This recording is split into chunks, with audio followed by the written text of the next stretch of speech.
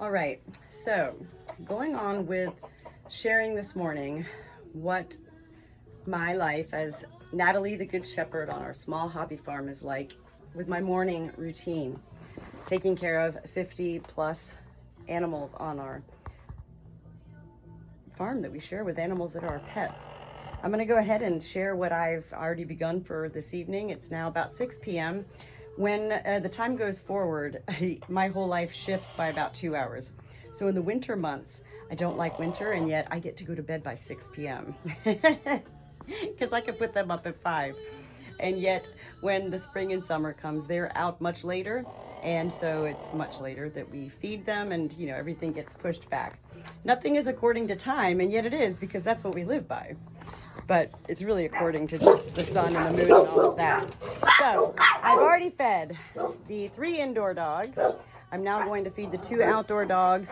I'm going to get the sheep to bed first with their treats for the night. This is the sheep's treats here, which tonight is just chopped up banana, Cheerios, a Granny Smith apple, and some little oat treats in there with maple. This is going to just be for the birds as a deterrent. They get their own food, but I need to deter them so I can feed the dogs. Otherwise, the birds try to eat the dog's food outside, and that's a no-no. They'll get killed. This is Juno and Chase's food in here. They both are eating a special diet of food to help with their large breed hips and all of that. So we're gonna go ahead and come on out here. I had well, hold on 1 second. In here is still my 2 respite birds right now. This is Ann and Sandy, and I don't know what's going on with them. I really can't wait for the weather to maintain a stable warmth outside, because those 2 girls, they need to go back out. It's just too unstable with this weather. Meanwhile, Andy's already in here for the night. Janet's in here for the night. These are my 2 that do sleep with me every night. And then Honky Tonk is over here too. I don't know what's exactly going on with Honky Tonk. She goes into a cage. I'm just letting her hang out because, well, the truth is about chickens, some of them are much more social than others, just like people. And she is one that doesn't want to be in there. So everybody's waiting out here. Look at this little venue, huh? Are we all ready for a good time? Here you go. We're ready. Come on, Andy. Let's go. All right, guys. Let me get this game started here. Hold on. Hi. And as soon as the sheep, oh, there's the sheep. So as soon as the sheep see us, I gotta close this door, number 1, because they like to come in. Hey guys, can we do a selfie? Can we fit us all in? Hi. Hey. No, you can't get this food yet. Listen. Oh my gosh, I almost just spilled it all. Could you even believe that? I am bringing the sheep straight to bed first and foremost because they are out of control. And they're ready. So once I get the sheep to bed, then I can feed everybody else. As you can see with Cash, he's a big rammer. You don't know sheep, you got to get to know them because he'll hurt you. And you just have to learn that they have I think it's 320 vision, not 360. The only place they can't see is when food is on top of our head. You guys are gonna stop right there. They're coming in. Oh my goodness. Get back. Everybody back. Hey, what happened here? There we go. All right. Onward, upward. Just go ahead and I lay their sprinkle, even that all out for them, keep them occupied for about 5 minutes. Their water is good for this evening. I change their water every day, of course. Listen, some people can't say of course, you know what I mean? Some people don't care about their farm animals, but this Good Shepherd does. Listen. All right, now we got the sheep up and the real party can begin. What is that smoky haze in the sky? Is it an apocalypse? Is there something going on that we don't know about? No! See, that's what I'm saying. I said no. Why'd you do that? Why would you do that when I said no?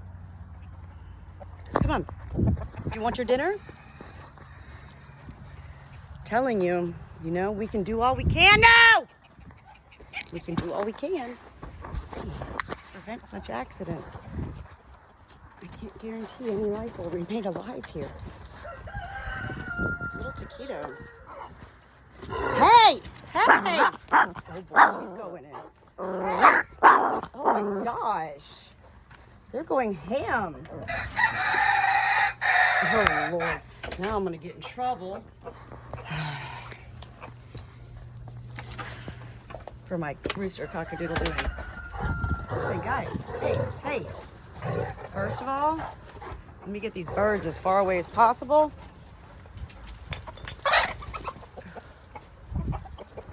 Go, get it. Now you two, come get your dinner.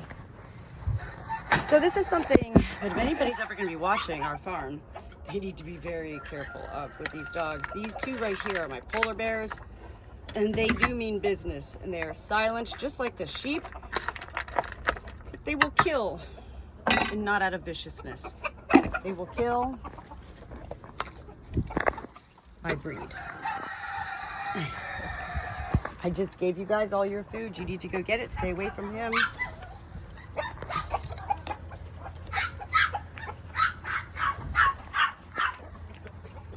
Starla? I don't think so. Mademoiselle?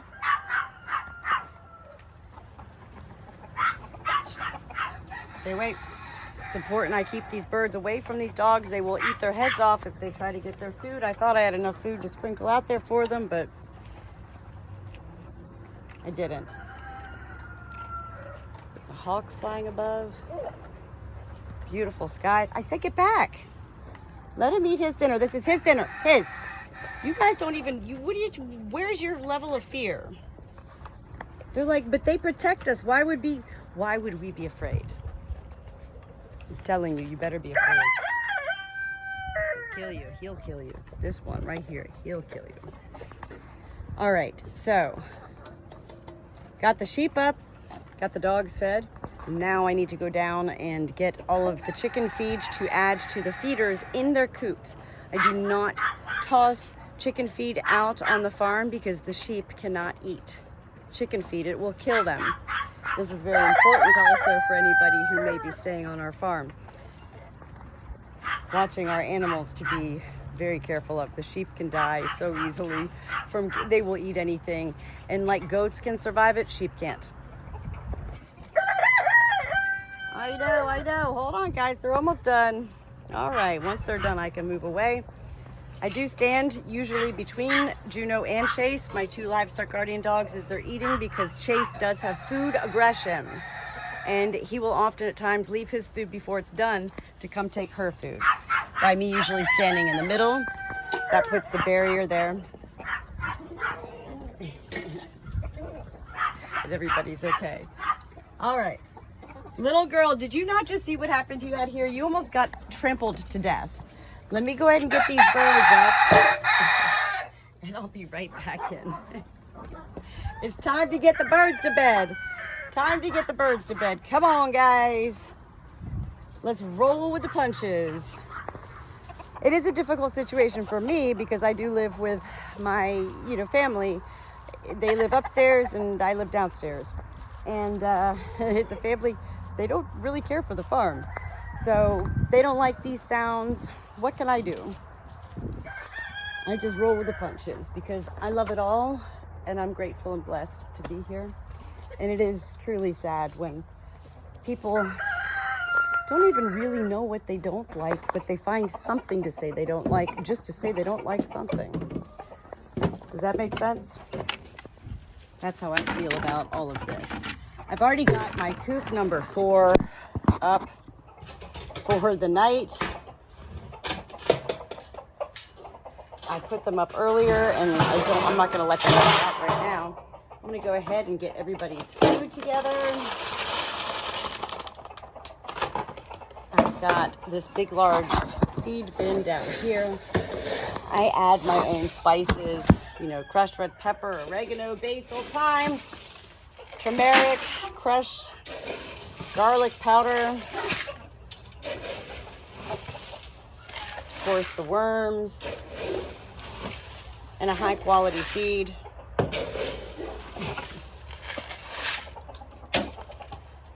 These birds live a good life. Everybody lives a good life here. Except for me, because I'm living with people that don't like my farm. But anyway,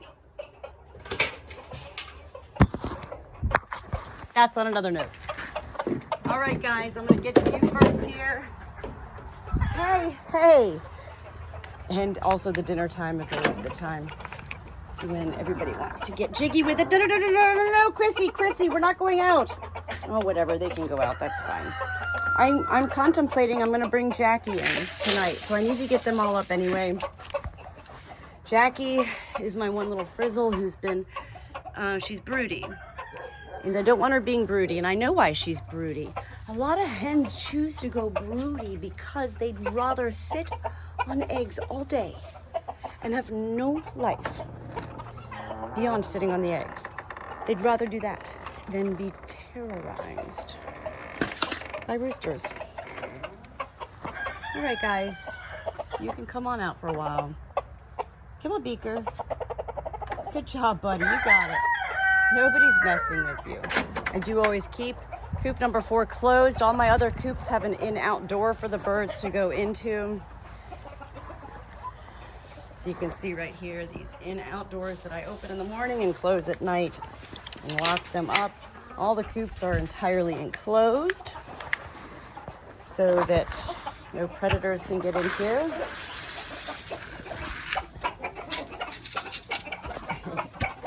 Is that some good stuff? Listen, I need to get your guys' big bin filled. I forgot to do that.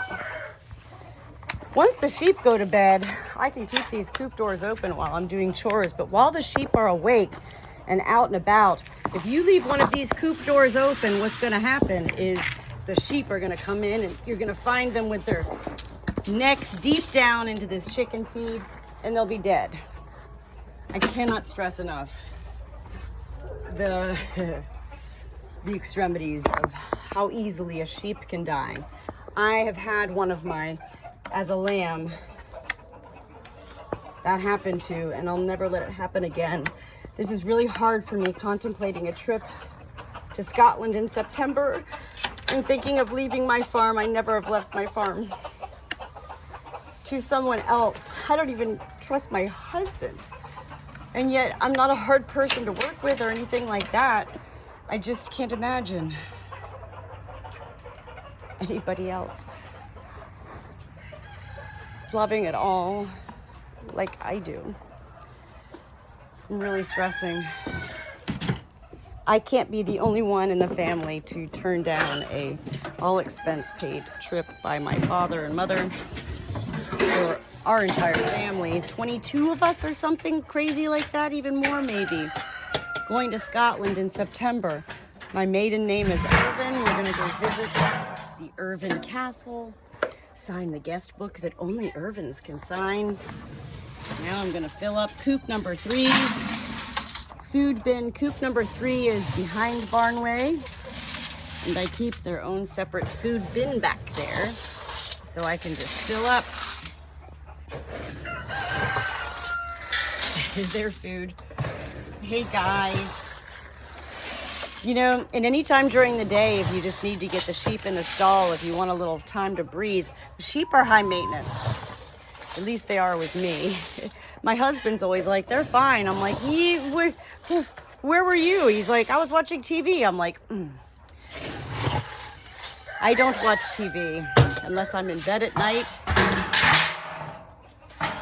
I, as the Good Shepherd, am out here 24/7.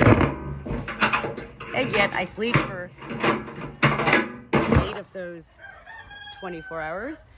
And the rest of the time I'm in and out. Into the barn dominium and out.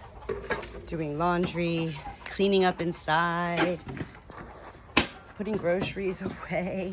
So I'm gonna bring this back to coop number 3 now. And once, coop number 3 is my largest coop. I'm gonna count tonight, there should be 13 to 14. I need to make sure. We've had a loss of 3 hens here recently, and I've got a couple inside, and so all of the coops the flocks and the coops adjust accordingly. So once I get coop number 3 up, there should be a good 13 to 14 of them. We do have, I think, 40 birds. 11 of them are roosters. I got the 2 sheep who I've already put to bed. 3 coops, 1 stall, inside workshop respite care. 4 cats that have access through pet doors inside and out. And 5 dogs. 2 of the dogs, the livestock guardian dogs, live outside. They don't care to come in. They really don't, unless it's storming. If it's storming and they want to come in, they come in. And then when the storm passes, they're the ones who wake me up and say, we're ready to go out. All right, guys, you guys are my hardest coop to even get in here to feed. Look at you. Let me come through. Gotta be careful. I step on them all the time. They're quite resilient.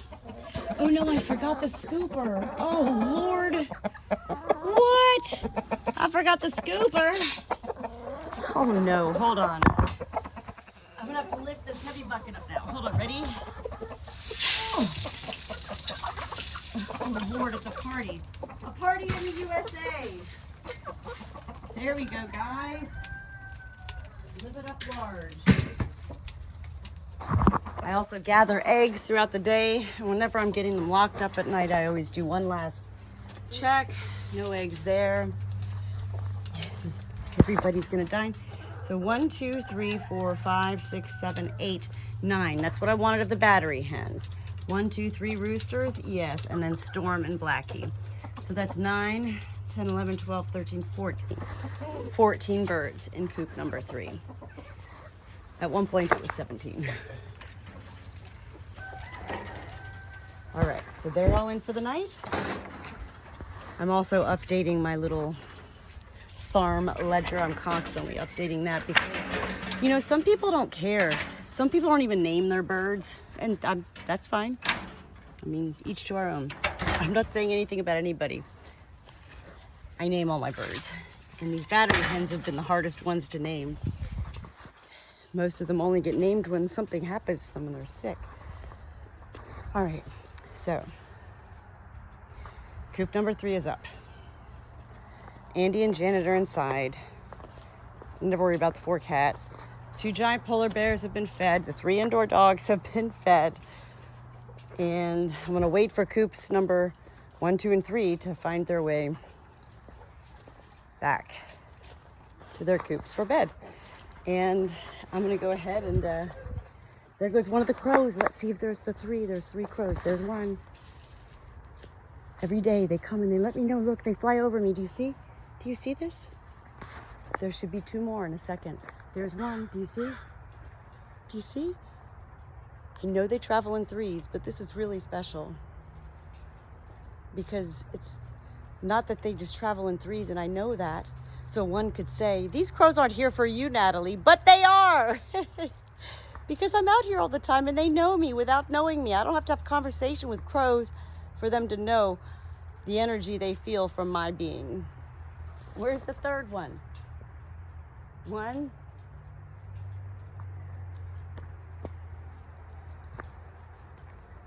Two. Where's 3?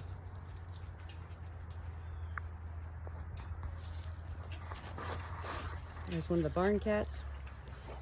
So ideally for me to be able to leave this farm and have somebody come stay here in my space and place, my barndominium, with all my tribe, I don't know how I'm going to do it. But I also remember when I first became a mother to human babies and I had to go on a trip when my youngest daughter was 4 months old.